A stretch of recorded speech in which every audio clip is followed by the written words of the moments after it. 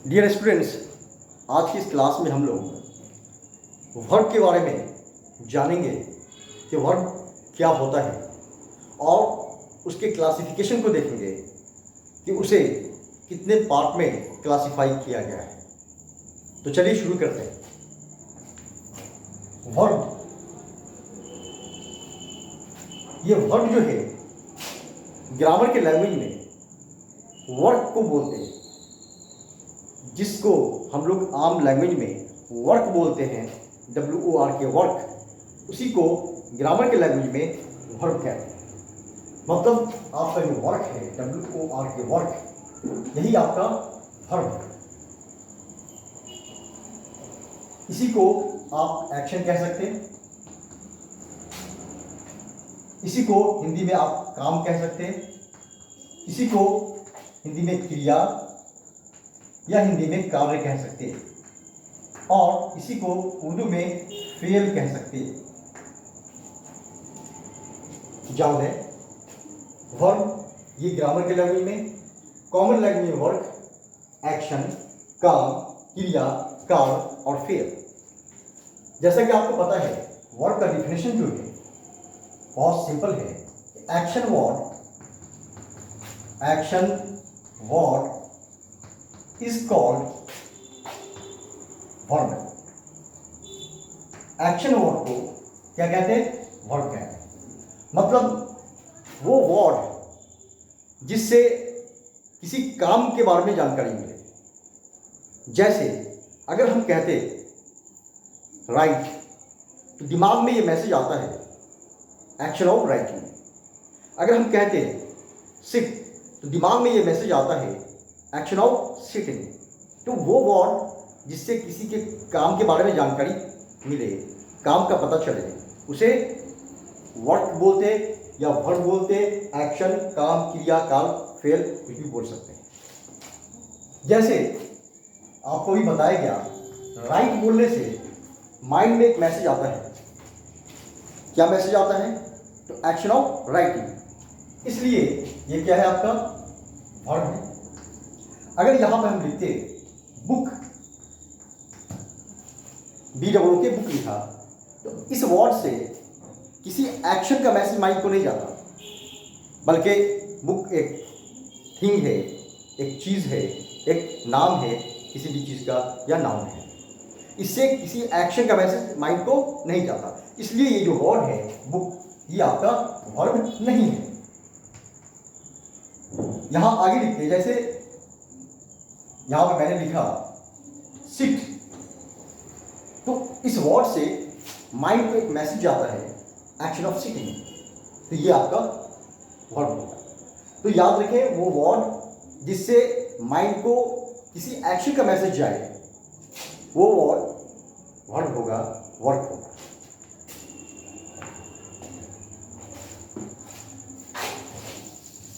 अब हम लोग आगे देखेंगे कि वर्ब को कितने पार्ट में क्लासिफाई किया गया है। एक एक करके सारे पार्ट पे हम लोग रोशनी डालेंगे। वर्ब को मेनली दो पार्ट में क्लासिफाई किया गया। मेनली इसे दो पार्ट में क्लासिफाई किया गया है। नंबर 1, इसे आप प्रिंसिपल वर्ब कह सकते हैं। नंबर 2, इसे ऑक्सिलरी वर्ब। मतलब वर्ब को मेनली दो भागों में बांटा गया है, दो पार्ट में क्लासिफाई किया गया है। First, principal verb, and the second one is your auxiliary verb. Auxiliary verb को और कई नामों से जाना जाता है। जैसे इसे हेल्पिंग वर्ब भी कहते हैं, हेल्पिंग वर्ब। इसे सपोर्टिंग वर्ब भी कहते हैं, सपोर्टिंग वर्ब। इसे स्पेशल फाइनाइट्स भी बोलते हैं, स्पेशल फाइनाइट्स। इसे एनोमेलस फाइनाइट्स भी बोलते हैं, एनोमेलस फाइनाइट्स। इसे 24 फ्रेंड्स और नॉट भी बोलते हैं। तो ये ऑक्सिलरी वर्ब टोटल 6 नामों से जाना जाता है। Number 1 auxiliary verb, number 2 helping verb, number 3 supporting verb, number 4 special finites, number 5 anomalous finites and number 6 24 friends of not. अब देखेंगे हम लोग ये प्रिंसिपल वर्ब किसे कहते हैं। बहुत सिंपल लैंग्वेज में आप प्रिंसिपल वर्ब को इस तरह समझें कि दुनिया में जितने भी काम हैं, दुनिया में जितने भी काम हैं उनकी इंग्लिश वर्ड प्रिंसिपल वर्ब। याद रखें, सिंपल लैंग्वेज में दुनिया में जितने भी काम हैं उनकी इंग्लिश वर्ड क्या होगी? Principal verb. जैसे जाना काम है तो उसकी English word go principal verb है। आना काम है उसकी English word come principal verb है। बैठना काम है English word sit principal verb है। खाना काम है उसकी English word eat principal verb है। कूदना काम है जंप प्रिंसिपल वर्ब है। बात करना काम है टॉक प्रिंसिपल वर्ब। बोलना काम है स्पीक प्रिंसिपल वर्ब। तो याद रखें, दुनिया में जितने भी काम हैं उन सारे कामों की इंग्लिश वर्ड को भी प्रिंसिपल वर्ब कहते हैं। तो जिस तरह से दुनिया में कामों की गिनती नहीं है, अनलिमिटेड है, इननमरेबल है, असंख्य है, लातादाद है, उसी तरह से प्रिंसिपल वर्ब भी क्या है? आपका अनलिमिटेड है, इसकी कोई गिनती नहीं है, अनलिमिटेड है, लातादाद है, इनफाइनाइट है। अब आगे देखिए, ये जो प्रिंसिपल वर्ब है इसको फिर आगे 2 पार्ट में क्लासिफाई किया गया है। Number 1 regular verb, regular verb and number 2 irregular verb. याद रखें, प्रिंसिपल वर्ब को 2 पार्ट में क्लासिफाई किया गया है। नंबर 1 रेगुलर और नंबर 2 इररेगुलर वर्ब। अब देखेंगे रेगुलर वर्ब किसे कहते हैं और इररेगुलर वर्ब किसे कहते हैं। यहां देखिए, वो वर्ब जिसका V2 और V3 सेम हो, वो वर्ब जिसका V2 और V3 सेम हो उसे रेगुलर वर्ब कहेंगे, और वो वर्ब जिसका V2 और V3 सेम नहीं हो उसे इररेगुलर वर्ब कहेंगे। एग्जाम्पल के तौर पे जैसे यहां पर लिखा V1, V2 और V3। यहां एक वर्ड लिया कॉल। कॉल का V2 होता है कॉल और इसकी V3 भी होती है कॉल। यहां देख रहे हैं इसका V2 और V3 दोनों क्या है? सेम है। इसलिए ये जो कॉल है इसे बोलेंगे हम लोग रेगुलर वर्ब। रेगुलर वर्ब इस कॉल को बोलेंगे, ना कि कॉल को, ना तो कॉल को। कॉल को बोलेंगे रेगुलर वर्ब। तो इस तरह से वो सारे वर्ब जिनके V2 और V3 सेम हो उन्हें रेगुलर वर्ब कहेंगे। जबकि इररेगुलर वर्ब उसे कहते हैं जिसका V2 और V3 सेम ना हो। जैसे यहां पर लिखते V1, V2, V3। अब यहां एक वर्ड लिया राइट। इसका V2 क्या होता है? रोट, और V3 क्या होता है? रिटन। Write, wrote, written. तो यहां क्या देख रहे हैं? इसका V2 और V3 सेम नहीं है, इसलिए ये जो राइट है इसको इररेगुलर कहेंगे। इररेगुलर कहेंगे। तो याद रखें, वो वर्ब जिसका V2 और V3 सेम हो उसे रेगुलर वर्ब कहेंगे, और वो वर्ब जिसका V2 और V3 सेम ना हो उसे इररेगुलर वर्ब कहेंगे। अब आगे देखिए,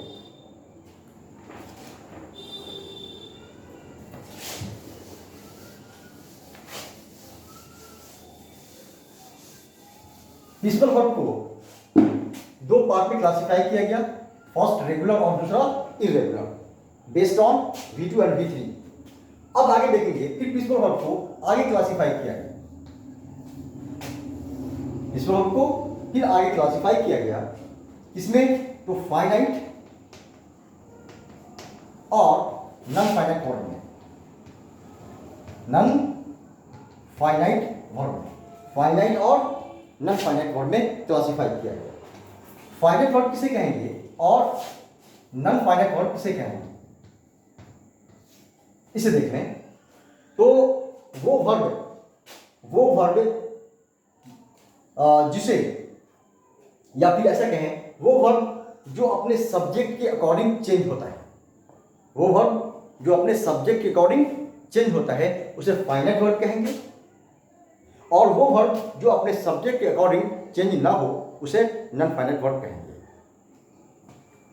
इसको आप इस तरह भी कह सकते हैं कि वो वर्ब जिसको डायरेक्शन देता है, जिसको ऑर्डर देता है, जिसको कमांड देता है सब्जेक्ट, वो वर्ब आपका फाइनाइट होगा। और वो वर्ब जिसे सब्जेक्ट कमांड नहीं दे सकता, सब्जेक्ट ऑर्डर नहीं दे सकता, सब्जेक्ट डायरेक्ट नहीं कर सकता, उसे नॉन फाइनाइट वर्ब कहेंगे। जैसे हमने यहां पर लिखा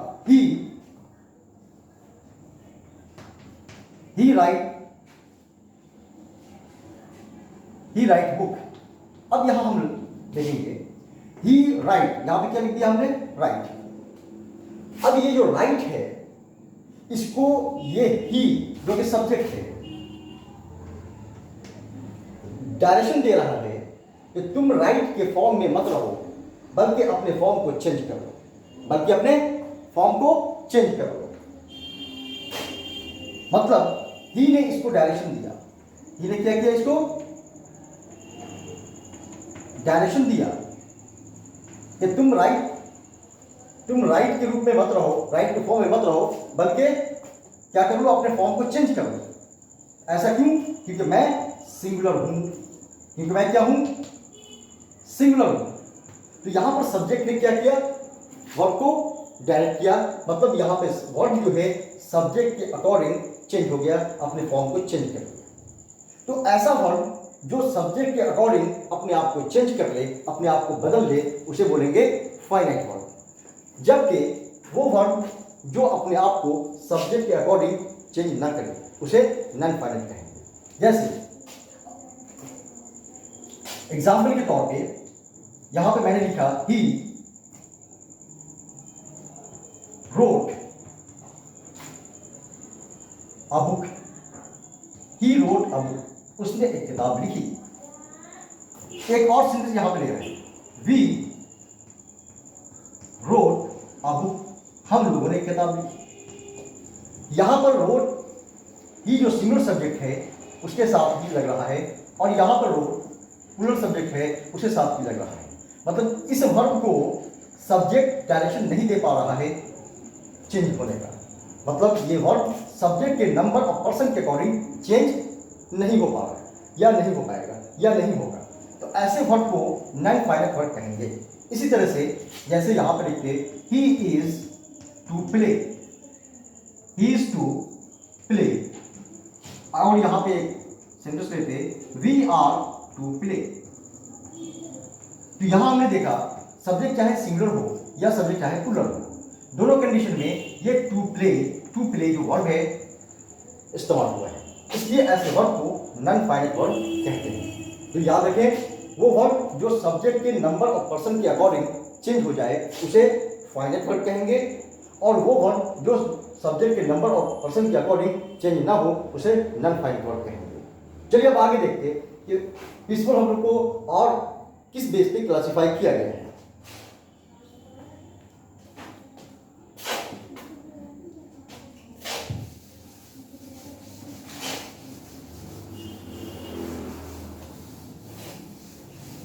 कंसेप्ट क्लियर होना चाहिए।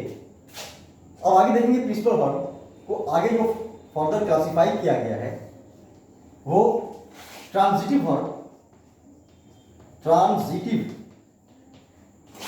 और इनट्रांजिटिव वर्ब में,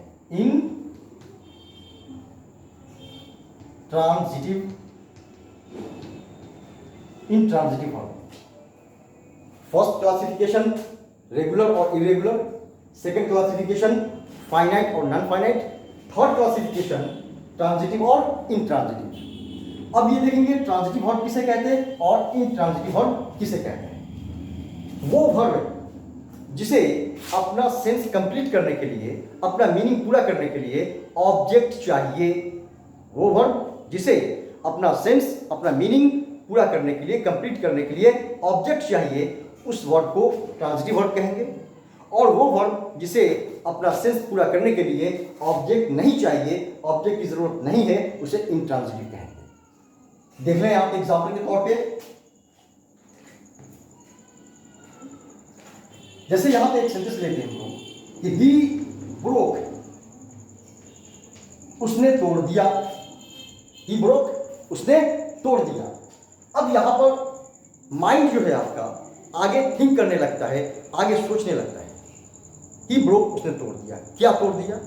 ये माइंड आपका आगे थिंक कर रहा है। तो जहां पर माइंड आगे थिंक करने लगे तो वो वर्ड जो है आपका ट्रांजिटिव होगा, क्योंकि इसे सेंस कंप्लीट करने के लिए, इसे मीनिंग पूरा करने के लिए ऑब्जेक्ट चाहिए। ही ब्रोक द ग्लास, उसने शीशा तोड़ दिया। तो ये ऑब्जेक्ट इस ब्रोक की जरूरत है। अगर ये नहीं होगा तो इस ब्रोक का अपना कोई एग्जिस्टेंस नहीं है कि उसने तोड़ा तो क्या तोड़ा। इसे क्या है?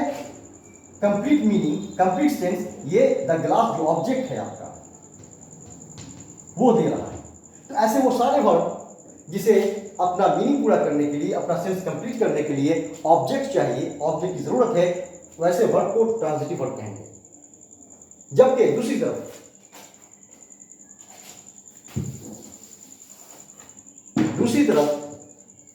इंट्रांजिटिव वर्ड किसे कहेंगे? अभी बताया आपको कि वो वर्ड जिसे अपना सेंस पूरा करने के लिए ऑब्जेक्ट नहीं चाहिए, ऐसे वर्ड को इंट्रांजिटिव वर्ड कहेंगे। जैसे एग्जांपल के तौर पे ही स्लीप्स, वह सोता है। वह सोता है तो सोता है। इस वर्ड को अपना सेंस पूरा करने के लिए, अपना मीनिंग कंप्लीट करने के लिए किसी ऑब्जेक्ट की जरूरत नहीं है। वो सोता है तो सोता है। लेकिन अगर यहां पर ले लें कि ही सेल्स, वह बेचता है, तो इस सेल्स को अपना सेंस पूरा करने के लिए, अपना मीनिंग पूरा करने के लिए ऑब्जेक्ट चाहिए। ही सेल्स, वह बेचता है। क्या बेचता है? माइंड आपका आगे सोचने लगता है। इसलिए ऐसे वर्ड को अपना सेंस, अपना मीनिंग पूरा करने के लिए ऑब्जेक्ट की जरूरत है। ऐसे वर्ड को क्या बोलेंगे? ट्रांजिटिव। ही सेल्स फ्रूट्स, वो क्या बेचता है? फ्रूट्स बेचता है। अब क्या है? सेंस कंप्लीट हुआ। अब आपका माइंड आगे नहीं सोचेगा कि वो क्या बेचता है। तो जहां पर आपका माइंड आगे सोचने लगे उस वर्ड को ट्रांजिटिव कहेंगे, और जहां पे आपका माइंड आगे नहीं सोचे उस वर्ड को इंट्रांजिटिव कहेंगे, शॉर्ट में। तो यहां पे ही स्लीप्स, वो सोता है तो सोता है। तो ऐसे वर्ड को क्या बोलेंगे? इंट्रांजिटिव वर्ड कहेंगे। अब आगे देखिए कुछ और एग्जाम्पल, जैसे द चिल्ड्रेन वीप, बच्चे लोग रोते हैं या बच्चे रोते हैं। अब इस वीप को अपना सेंस कंप्लीट करने के लिए आगे ऑब्जेक्ट की जरूरत नहीं है, इसलिए ये जो वीप है आपका, ये इंट्रांजिटिव वर्ड कहलाएगा। In the same way we laugh, हम लोग हंसते हैं तो हंसते हैं। इसको अपना सेंस पूरा करने के लिए ऑब्जेक्ट नहीं चाहिए, इसलिए ये वर्ड आपका इंट्रांजिटिव कहलाएगा। तो याद रखें, वो वर्ड जिसे ऑब्जेक्ट चाहिए अपने सेंस को पूरा करने के लिए ट्रांजिटिव कहलाएगा। वो वर्ड जिसे ऑब्जेक्ट नहीं चाहिए अपने सेंस पूरा करने के लिए उसे इंट्रांजिटिव वर्ड कहेंगे। नेक्स्ट, तो ये थे क्लासिफिकेशन आपके प्रिंसिपल वर्ब के। तो प्रिंसिपल वर्ब को क्लासिफाई किया गया फर्स्ट, रेगुलर और इरेगुलर में। मतलब वो वर्ड जिसका V2 और V3 एक जैसा हो उसे रेगुलर कहेंगे। वो वर्ड जिसका V2 और V3 एक जैसा ना हो उसे इरेगुलर कहेंगे। सेकंड क्लासिफिकेशन फाइनाइट और नॉन फाइनाइट में, वो वर्ड जो अपने सब्जेक्ट के नंबर और पर्सन के अकॉर्डिंग चेंज हो उसे फाइनाइट वर्ड कहेंगे। और वो वर्ड जो अपने सब्जेक्ट के नंबर और पर्सन के अकॉर्डिंग चेंज ना हो उसे नॉन फाइनाइट कहेंगे। थर्ड क्लासिफिकेशन ट्रांजिटिव और इंट्रांजिटिव, वो वर्ड जिसे सेंस पूरा करने के लिए ऑब्जेक्ट चाहिए ट्रांजिटिव, वो वर्ब जिसे सेंस पूरा करने के लिए ऑब्जेक्ट नहीं चाहिए इंट्रांजिटिव। ये हो गए क्लासिफिकेशन पिछले वर्ब के। अब आगे देखें हम लोग ऑक्सिलरी वर्ब को। ये जो ऑक्सिलरी वर्ब है इसे भी फर्दर 3 पार्ट में क्लासिफाई किया गया है। Number 1 primary auxiliary verb, primary auxiliary verb. Second modal auxiliary verb, and the third one is your marginal auxiliary verb। देख लें फिर से, ऑक्सिलरी वर्ब जिनकी तादाद 24 है। अभी आपको बताया गया कि प्रिंसिपल वर्ब अनलिमिटेड है, इनकी तादाद फिक्स नहीं है, क्योंकि प्रिंसिपल वर्ब कहते किसे, तो दुनिया में जितने भी काम हैं उनकी इंग्लिश वर्ड प्रिंसिपल वर्ब है, और दुनिया में कामों की गिनती नहीं, इसलिए प्रिंसिपल वर्ब की भी गिनती नहीं। ऑक्सिलरी वर्ब इंग्लिश ग्रामर में 24 है। कौन कौन से हैं वो इस तरह से है, is, am, are, was, were, do, does, did, has, have, had, can, could, may, might, shall, should, will, would, must, ought to,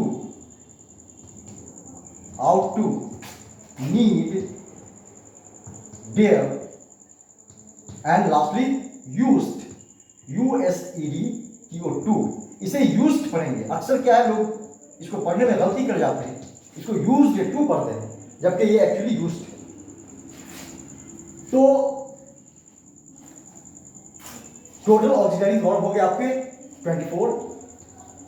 फिर से देख लें, is, am, are, was, were, do, does, did, has, have, had, can, could, may, might, shall, should, will, would, must, ought to, need, dare, used।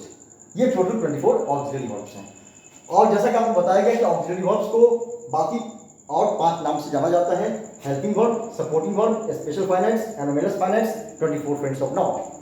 अब आगे देखेंगे, ये जो 24 auxiliary verbs हैं इन्हें आगे 3 भागों में क्लासिफाई किया गया है। फर्स्ट जो है आपका primary auxiliary verb, second modal auxiliary verb, and third one is your marginal auxiliary verb. Primary auxiliary verb के अंदर जो आएंगे आपके वर्ब वो आएंगे is, am, are, was, were, do, does, did, has, have, had। ये जो वर्ब्स हैं is, am, are, was, were, do, does, did, has, have, had, ये आपके प्राइमरी ऑक्सिलरीज हैं। बाकी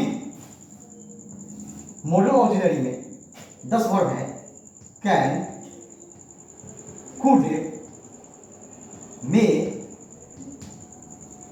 might, shall, should, will, would, must, ought to, must and ought to। ये verb है आपके मोडाल ऑक्सिलरी, जिन्हें मोडाल्स भी कहते हैं। और मार्जिनल ऑक्सिलरी में 3 वर्ब हैं, need, dare and used, need, dare and used। ये 3 वर्ब जो है वो आपके मार्जिनल ऑक्सिलरी वर्ब है। अब आगे देखेंगे, ये जो प्राइमरी ऑक्सिलरी वर्ब है इसे फर्दर 2 पार्ट में क्लासिफाई किया गया है। 2 पार्ट में क्लासिफाई किया गया है। फर्स्ट पार्ट है आपका, चलिए फर्स्ट पार्ट है main primary auxiliary, and second part है हेल्पिंग प्राइमरी ऑक्सिलरी। और इसमें यही सारे वर्ब्स आएंगे, इसमें भी वही सारे वर्ब आएंगे सेम। यहां भी सेम, मतलब मेन प्राइमरी ऑक्सिलरी भी यही सारे वर्ड हैं और हेल्पिंग प्राइमरी ऑक्सिलरी भी यही सारे वर्ड हैं। तो सवाल पैदा होता है कि फिर क्लासिफाई करने की जरूरत क्यों पड़े। सवाल पैदा होता है कि इन्हें फिर क्लासिफाई करने की जरूरत क्यों पड़े। तो आपको अभी बता दूंगा इन्हें क्यों क्लासिफाई करने की जरूरत पड़ी।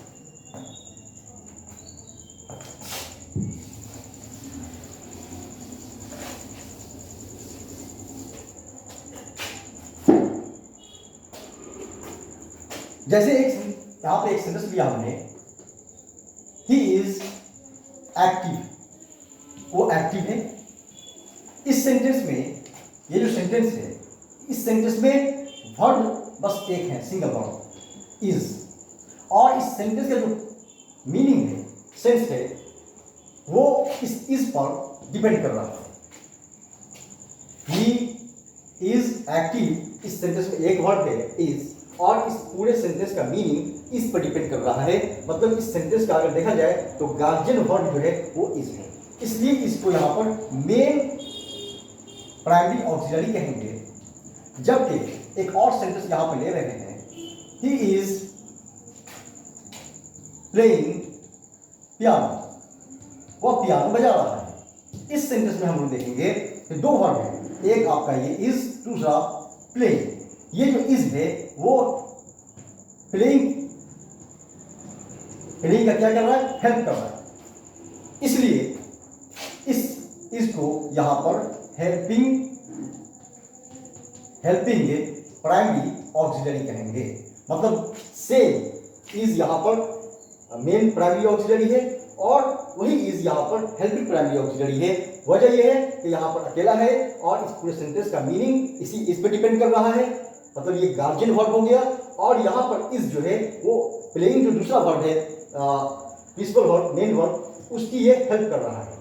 मतलब सेंस को कंप्लीट करने में ये मदद कर रहा है, क्योंकि ही प्लेइंग पियानो, वह पियानो बजा रहा, बस यही पर सेंस। अब बजा रहा है या बजा रहा था, बजा रहा होगा, इस बात को कौन बता रहा है, कौन बताएगा, ये बताएगा। इसलिए ये प्लेइंग की क्या कर रहा है, हेल्प कर रहा है, मदद कर रहा है सेंस को पूरा करने में, मीनिंग को पूरा करने में। इसलिए इज यहाँ पर हेल्पिंग प्राइमरी ऑक्सिलरी कहलाएगा। इसलिए क्या है, यही कंडीशन क्या है, सारे वर्ड के साथ है, यही सिचुएशन सारे वर्ड के साथ है कि कहीं पर ये सारे वर्ड मेन के रूप में आते हैं और कहीं पर हेल्पिंग ग्रुप में आते हैं, इसलिए दोनों में सेम वर्ड है। नेक्स्ट, इसको भी मार्जिनल ऑक्सिलरी वर्ड को भी दो पार्ट में क्लासिफाई किया गया है। फर्स्ट जो है main marginal auxiliary and second helping marginal auxiliary. इसमें भी क्या है, सेम वही सारे वर्ड आएंगे, नीड डियर यूज्ड, और इसमें भी वही सारे वर्ड आएंगे, नीड डियर यूज्ड। और इनको क्लासिफाई करने का भी रीजन सेम है, कहीं पर ये सिंगल आते तो कहीं पर के ये क्या करते, किसी और वर्ड की मदद करते हैं। तो ये रहा आपका वर्ड का क्लासिफिकेशन, कि वर्ड को क्लासिफाई किया गया मेनली, वर्ड को क्लासिफाई किया गया मेनली दो पार्ट में। First is your principal word and the second is your auxiliary word. फिर आगे प्रिंसिपल वर्ड को क्लासिफाई किया गया रेगुलर और इरेगुलर में, और फिर उसे फाइनाइट और इनफाइनाइट में, फिर आगे ट्रांजिटिव और इंट्रांजिटिव में। और जैसा कि बताया गया प्रिंसिपल वर्ड की कोई गिनती है नहीं, प्रिंसिपल वर्ड अनलिमिटेड होते हैं, जबकि ऑक्सिलरी वर्ड टोटल 24 हैं, जो आपको is, am, are, was, were, do, does, did, has, had, can, could, may, might, shall, should, will, would, must, ought to, need, dare, used. और ऑक्सिलरी वर्ड को फिर तीन भाग में, तीन पार्ट में क्लासिफाई किया गया, primary auxiliary, modal auxiliary and marginal auxiliary, जैसा कि आपको अभी बताया गया है। तो ये थे वर्ड की क्लासिफिकेशन, वर्ड का डिवीजन, कि वर्ड को इतने सारे भागों में बांटा गया है। आप इसे याद रखें, और पढ़ने वाली जो चीज़ है, पढ़ने वाला जो वर्ड है वो आपका प्रिंसिपल वर्ड नहीं है, बल्कि इसको आप मेमोराइज करें, याद करें। पढ़ने वाला जो वर्ड है वो आपका ऑक्सिलरी वर्ड है, जिसे आप पिलर ऑफ इंग्लिश भी कह सकते हैं। तो इन सारे वर्ड के यूजेस इंशाल्लाह नेक्स्ट वीडियो में